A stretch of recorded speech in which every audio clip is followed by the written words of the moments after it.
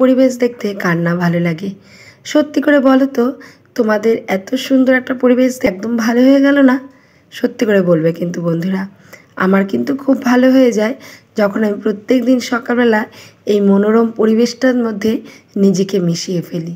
তার কারণ মনোরম সুন্দর একটা পরিবেশ সুস্বাস্থ্যের অধিকারী সবাই কিন্তু হতে চায়। তাই প্রত্যেক দিন কিন্তু আমি চলে আসি, প্রত্যেক দিন যোগ করি এবং স্তব নাম গান দিয়েই কিন্তু আমার দিনটা শুরু হয়। যোগা ক্লাস থেকে ফিরে এসে স্নান করে পুজোটাও দিয়ে নেব এখন। তাই স্নান করে যে জামা কাপড়গুলো সেগুলোকে মেলে দিচ্ছি। সেই সকালে আমার পরিচয় পর্বটা সেরে নিই। নমস্কার, আমি দীপিকা। সকলকে সুপ্রভাত জানিয়ে আমার নতুন আরও একটি ব্লগে রইল তোমাদের অনেক অভিনন্দন, ভালোবাসা। বাইরে প্রচণ্ড পরিমাণে ঝোড়ো হাওয়া বইছে, আর এই মুহূর্তে কিন্তু আমি ভয়েসটা দিচ্ছি। তবে কোনো রকমে হাওয়ার যে আওয়াজটা বন্ধ করব তার উপায় কিন্তু আমার কাছে নেই। তার কারণ আমাদের ওপরের ঘরটা অনেকটাই ফাঁকা ফুঁকো, তো এইখানে ঝোড়ো হাওয়া একটুখানি সামান্য বাতাস বেরোলেও তার শব্দটা কিন্তু চলে আসে। তো যাই হোক, তোমরা একটু মানিয়ে গুছিয়ে ভিডিওটা দেখো।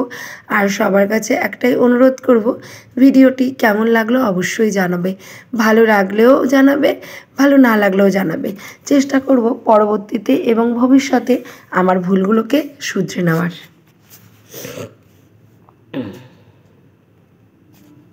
সকালে জোগাড় থেকে ফিরে স্নান করে পুজো দিয়ে সোজা চলে এসেছি রান্নাঘরে। আর রান্নাঘরে প্রত্যেক দিনই ঢুকে আমি আগে যেটা করি সেটা শুকনো একটা কাপড় দিয়ে গ্যাস টেবিল, গ্যাস সমস্ত কিছুকে কিন্তু মুছে নিই। যদিও রাত্রেবেলা আমি সব কিছু পরিষ্কার করে তারপরেই ঘুমাই, কিন্তু ওই সকালে যদি না মুছি না, মনের মধ্যে একটা কেমন একটা কথা আর কি আনাচে কানাচে আর কি ঘুরে বেড়ায়। সেটা হলো হয়তো গ্যাসের উপর আরশোলা উড়েছে বা টিকটিকি গেছে, তো এইখান দিয়ে যদি এইভাবেই রান্নাবান্না করি তাহলে নোংরাগুলো তো খাবারেও যেতে পারে। তো এই কারণে আমি কিন্তু সকালবেলা ভালো করে শুকনো ন্যাকড়া দিয়ে ভালো করে গ্যাস টেবিল, গ্যাস মুছিয়ে তারপরে কিন্তু রান্না করি। তো আজকে সকালে ভাবলাম চা করব, দুধ চা। তো তোমার দাদাভাই বললো ম্যাগি নিয়ে আসো। জানি না কেন ও ম্যাগি খেতে এখন এতটাই পছন্দ করে। আগে কিন্তু কখনোই ম্যাগি খেত না, ম্যাগির কথা বললেই রেগে যেত। তবে দুদিন মেয়ে ম্যাগি বানিয়ে দিয়েছে, তো সেটা খেয়ে খেয়ে মুখে এত স্বাদ লেগেছে এখন কিন্তু প্রায় প্রায় ম্যাগি খায়। তো এই জন্য আজকে বলছিল চলো সকালের টিফিন আজকে ম্যাগিটাই বানিয়ে দাও আর আমি এটা খেয়ে নিই। আর আজকে হলো তোমার ওই আমাদের সোমবার, তোমরা জানোই সোমবারে কাপড় দেওয়ার ডেট থাকে। তো সোমবারে ও ম্যাগিটা খেয়ে কাপড় দিতে বেরিয়ে গেছে, আর আমি সকালবেলা কচুর শাক আর ভাত আর আমের চাটনি, ব্যাস এটা রান্না করে ধুয়ে আমি কিন্তু এখন সংসারের ঘর গোছানোর কাজে হাত লাগিয়ে দিয়েছি। আজ সোমবার আর রাত হলেই কিন্তু মঙ্গলবার। আবারও একটা নতুন বছরের সূচনা, নতুন ক্যালেন্ডার, নতুন সাল, নতুন তারিখ, নতুন বার, সব কিছু নিয়েই কিন্তু মঙ্গলবারে আমাদের ঘরে চলে আসবে নববর্ষ। আসলে আমাদের সাল পাল্টায়, তারিখ পাল্টায়, গোটা আস্ত একটা ক্যালেন্ডার পাল্টায়। তবে আমাদের যেটা পাল্টানো উচিত সেটা হলো আমাদের মানসিকতা, আমাদের রুচিবোধ। আমাদের মানসিকতা যদি চিন্তাভাবনাটা খারাপ হয় সেটাকে কিন্তু অবশ্যই পাল্টানো উচিত। তবে আমরা প্রত্যেক বছর ক্যালেন্ডারের সঙ্গে মানসিকতাটাকে কোনোভাবেই পাল্টে উঠতে পারি না। তবে বলবো আমাদের মতো আমরা যারা আছি মানুষ, তাদের কিন্তু মানসিকতাটা সম্পূর্ণরূপে পাল্টানো অবশ্যই প্রয়োজন। তার কারণ আমাদের মানসিকতা যদি পাল্টায় আমাদের চিন্তাভাবনা কিন্তু এমনিতেই পাল্টে যাবে। আমরা কিন্তু খারাপ কিছু করার আগে 10 বার ভাববো, ভালো কিছুগুলো করার উৎসাহ যোগাবো। তো যাই হোক, নতুন ক্যালেন্ডারের সঙ্গে আমি চাইবো আমার এবং প্রত্যেকের মানসিক চিন্তাভাবনাটা যেন অনেকভাবে পরিবর্তন হয়ে যায়। পয়লা বৈশাখ মানেই কিন্তু নতুন জামা কাপড়।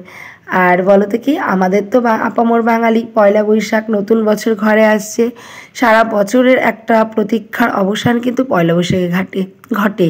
যেমনটা ঘটে দুর্গাপূজার সময়। আমরা যেমন আপামর বাঙালি সারা বছর অপেক্ষা করে থাকি যে কবে দুর্গাপূজা আসবে, ঠিক তেমনি এই পয়লা বৈশাখটার জন্য কিন্তু আমরা সবাই মিলে অপেক্ষা করে থাকি। আর পয়লা বৈশাখ মানেই তো নতুন জামা, নতুন প্যান্ট, হালখাতা, মিষ্টি। আমরা ছোটোবেলায় কিন্তু পয়লা বৈশাখ মানে এগুলো দেখেই বড় হয়েছি। পয়লা বৈশাখ আর দুর্গাপূজার মধ্যে কিন্তু অনেক সাদৃশ্য আছে। যেমন পয়লা বৈশাখে নতুন জামা কাপড় কিনি, দুর্গাপূজাতেও কিন্তু নতুন জামা কাপড় কিনি। পয়লা বৈশাখে অনেক মজা করি, আনন্দ করি, দিনগুলোর জন্য অপেক্ষা করি। দুর্গাপূজাতেও কিন্তু সেম আমরা তাই করি। তবে পয়লা বৈশাখ এবং দুর্গাপূজার মধ্যে একটা বৈসাদৃশ্য রয়ে গেছে, সেটা হলো পয়লা বৈশাখে কিন্তু আমরা অনেক দামি দামি জামা কাপড় কিনি না। আমরা সেই ফ্রক, সুতির জামা এইসবই কিন্তু বেশিরভাগ কিনি। ছোটোবেলার থেকে কিন্তু আমরা এই দিনটার জন্য অপেক্ষা করতাম যে কবে পয়লা বৈশাখ আসবে, কবে নতুন একটা ফ্রক পাবো, সুতির একটা জামা পাবো, সেটা পরে পরে ঘুরে বেড়াবো। আর দুর্গাপূজাতে কিন্তু এটা না, দুর্গাপূজাতে আর কি সবথেকে দামি জামা, ভালো জামা, যার আর কি যেরকম সামর্থ্য, আমরা কিন্তু প্রত্যেকেই ঠিক তেমন জামা কাপড় কিনি। আর এই পয়লা বৈশাখটা আসলে প্রত্যেকের কিন্তু কিছু না কিছু হয়। আসলে বাবা মারা যদি নাও নিতে পারে, সন্তানদের জন্য কিন্তু কিছু না কিছু পয়লা বৈশাখের দিন ঘরে আনবেই আনবে। আর এই পয়লা বৈশাখে শুধু নিজেরাই সাজবো তা তো হয় না, তাই ঘরটাকেও একটু ভালো করে সাজিয়ে গুছিয়ে নিচ্ছি। যেহেতু নতুন বছর, পুরনো বছর আজকে বিদায় নেবে, তারপর আমাদের ঘরে প্রবেশ করবে নতুন বছর। তো নতুন বছরে ঘরটাকে একটু পরিষ্কার করব না, এটা কিন্তু কখনোই হয় না। তো এর আগে একদিন দেখলে যে তোমরা এই 2-3 দিন আগে ঘরটা ঝুলটুল ঝেড়ে পরিষ্কার করে নিয়েছিলাম। আর আজকে দেখো পয়লা বৈশাখ উপলক্ষে বাড়িতে কী এনেছি, এই যে নতুন, এটাকে কি বলা হয় জানি না, কি বলবো সেটাও বুঝতে পারছি না। এটাকে তো ওয়ার্ড্রপও বলা চলে না, শোকেসও বলা চলে না, মানে কিছুই বলা চলে না। যাই হোক, একটা কি বলবো, একটা ঘর সাজানো জিনিসই দেওয়া যাক নাম। তো যাই হোক, আর তোমরা যদি জেনে থাকো এটা কি, অবশ্যই কমেন্টস করো। তো আমি যতটুকু জানি এটা মিট কেস, তবে তোমরা কি জানো অবশ্যই বলো। তো এটাকে আমি রান্নাঘরে না রেখে কিন্তু শোবার ঘরেই রেখেছি। আর কালকে পয়লা বৈশাখ উপলক্ষে কিন্তু আমি এগুলো এনেছি, ওই মিট কেসটা এনেছি আর 3টে চেয়ার কিন্তু নিয়ে এসেছি। কারণ আমাদের ঘরে জানো তো বন্ধুরা, ওই পারলুম ঘরে একটা পুরনো চেয়ার ছাড়া আর কিন্তু চেয়ার ছিল না। একটা মানুষ আসলে যে একটা চেয়ারে বসতে দেবো, সেটাও কিন্তু ছিল না। তাই অনেক কষ্ট করে তিল তিল করে টাকাগুলো জমিয়ে রেখেছিলাম, তো সেগুলো দিয়েই কিন্তু আজকে জিনিসটা কিনে আনলাম। আর এই বারান্দাটাকেও দেখো এখন ভালো করে পরিষ্কার করে নেব। এই বারান্দার বাঙ্কারের তলায় আমাদের সকলের জুতো থাকতো, যেহেতু বারান্দার জন্য চেয়ার আনা হয়েছে, সেহেতু কিন্তু জুতোগুলোকে এখানে আর রাখবো না।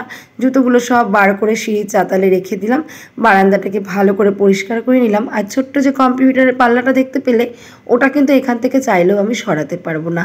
যে সাজানো গোছানোর জন্য ওটা সরিয়ে দেবো, আমি কিন্তু চাইলেও পারবো না, কারণ ওটা আমাদের ব্যবসার জন্য সবথেকে প্রয়োজনীয় জিনিস। আর ব্যবসার কোনো জিনিসকে আমি কিন্তু সাইডে ফেলে ঘর সাজানোর মধ্যে একদম পক্ষপাতিত্ব নই, কারণ আমাদের এই ব্যবসা করেই কিন্তু দুটো ভাতের সন্ধান আমরা পাই। সেহেতু ওই পাল্লাটাকে আমি সুন্দর করে মুছে এক জায়গায় পরিষ্কার করে রাখলাম, কারণ আমাদের তো দাদন দেওয়া আছে মেশিনে, যখন তাঁতিরা সুতো নিতে আসে ওই পাল্লাটাতে কিন্তু মেপে সুতোটা দেয়। তারপরে দেখো ঘর বিছানাটাকেও ভালো করে পরিষ্কার করে নিলাম, করে এখন দেখো ঘরটাকে ঝাঁট দিয়ে এনেছি। আর এখন ঘরটা মুছবো না, কারণ দুপুরে রান্নাটা বাকি আছে এখনও। আর সত্যি বলতে তোমাদের কোনো কিছুই জামা কাপড় শেয়ার করতে পারিনি, গোপুর জন্য অনেক কিছু এনেছি, সেগুলো কিন্তু অবশ্যই তোমাদের সাথে কালকে শেয়ার করে দেবো, বুঝলে বন্ধুরা। আর তোমরা কে কী এনেছো সেটা তো তোমাদের ভিডিওতে আমি দেখতেই পাচ্ছি। যাই হোক, ঘরটা ঝাঁট দিয়ে কাজ মাজ করতে করতে না খুব খিদে পেয়ে গেছিলো। সকালে তেমন কিছু খাইনি, জোগাতে যাওয়ার সময় শুধু একটু আমলা জুস আর গরম জল আর আমলা জুস খেয়ে গেছিলাম। আর তারপর বাড়িতে এসে কী খেয়েছিলাম জানো তো, বাড়িতে এসে একটু ছোলা সেদ্ধ করেছিলাম ওই কচুর শাকে দেওয়ার জন্য, তো সেখান থেকে একটু ছোলা সেদ্ধ আর মুড়ি খেয়েছিলাম। তো এই ঘর টর পরিষ্কার করতে করতে, কোনা কামচি সব পরিষ্কার করতে করতে কিন্তু একটু খিদেও পেয়ে গেছিলো, তাই ঘরে ছিল তরমুজ, একটুখানি তরমুজ নিয়ে খেয়ে নিলাম। আর তোমরা তো দেখতেই পেলে যে টেবিলটা যেই পাশে ছিল, টেবিলটা কিন্তু অন্য পাশে দিয়ে দিলাম, আর মিট কেসটা ওই পাশে দিয়ে সুন্দর করে ফাইবার বা কাচের যে জিনিসপত্রগুলো ছিল, সেটা কিন্তু কাচের বক্সের ভিতরে ঢুকিয়ে দিয়েছিলাম। এক্ষেত্রে শোকেসটাও অনেকটা হালকা হয়ে গেছিলো, শোকেস থেকেও দুটো শোকেস একটু হালকা করে ভালো করে মুছে দিলাম। তবে ইচ্ছে আছে কখনো যদি রাস্তাঘাটে বেরোই, তাহলে অল্প কিছু করে অল্প অল্প করে শোপিস কিনে আনবো শোকেসটাকে সাজানোর জন্য। তো ঘরটা কিন্তু কেমন করে সাজিয়েছে অবশ্যই ফাইনাল লুকটা লাস্টে দেখাবো। কিন্তু আজকে একটা ঘর পরিষ্কার করতে আমার প্রচুর পরিমাণে পরিশ্রম হয়ে গেছে, যেমন রোদ তেমন গরম, আর এদিকে ঘর পরিষ্কার। আর ঘর পরিষ্কার করলে কিন্তু ফ্যানটাকেও তেমনভাবে চালানো যায় না, তার কারণ আমি ধুলো পরিষ্কার করলে আবার যদি ধুলো উড়ে গিয়েই বসে, তাহলে তো আর মানে কোনো লাভ নেই। তাই আমি যখন ক্লিনিং করি তখন কিন্তু ফ্যানটাকে অফ করেই করি। তারপরে দেখো ওই রান্নাবান্না করে সকালে সবাই তো খাওয়া দাওয়া করেছিল কচুর শাকার ভাত দিয়ে। ওই যে কটা বাসন ছিল বেসিনে অল্প কটা, সেগুলোকেও ভালো করে পরিষ্কার করে ধুয়ে নিলাম। আর এখন দেখো দুপুরে রান্নাটা করব। আর আজকে তো নিরামিষ, 3 দিন ধরে নিরামিষ চলছে, তো আজকেও নিরামিষ। আজকে এখন রান্না করব কাঁচকলা আলু দিয়ে একটু রসা তৈরি করব। তো এই জন্যই যে কাঁচকলা আলুর তরকারিটা আমি এখন বসিয়ে দিচ্ছি, আর ঝোলটাও দিয়ে দিলাম কাঁচকলা আলুর তরকারিতে। সত্যি কথা বলতে আমাদের বাড়িতে কাঁচকলা আমি আর অন্বেষা ভীষণ পরিমাণে ভালো খাই। আমার কাঁচকলা মানে প্রত্যেকটা সবজির মধ্যে কাঁচকলা আমার সবথেকে প্রিয় খাদ্য। আমারও অন্বেষারও, আমরা ভীষণ ভালো খেয়েছি। তবে তোমার দাদা ভাই, আমার শাশুড়ি মা, ওরা কিন্তু খুব একটা ভালো খায়নি। যাই হোক, নিরামিষ খাবার যা করেছি এটাই অনেক, তার মধ্যে আবার ঘর পরিষ্কার করা।